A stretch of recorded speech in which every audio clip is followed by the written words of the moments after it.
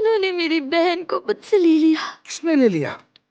जुमाना, मुझे ठीक से बताओ तो सही। देख लिया आपने अपना प्लान। अब उसान और जुमाना और भी करीब हो गए। मैंने तुमसे कहा था ना मेहमत, क्या आइंदा आयशा के साय से भी दूर रहना। समझ में नहीं आती तुम्हारे? बहुत हो गया उमर, अब सब खत्म। अपने बेटे के पास जाओ। मैं तंग आ गई हूँ तुमसे। कहा था मेरा बच्चा मुझे दे दोगे। मुझे मेरा बच्चा चाहिए। बताओ मुझे, क्या कह रहे हो तुम ये? मेहमत ने मुझे कहा कि उसने सिर्फ पता तुम्हें दिया है, वो किसी और को पता देगा भी नहीं। तुम दोनों में कोई डील हुई है। अब समझ आई।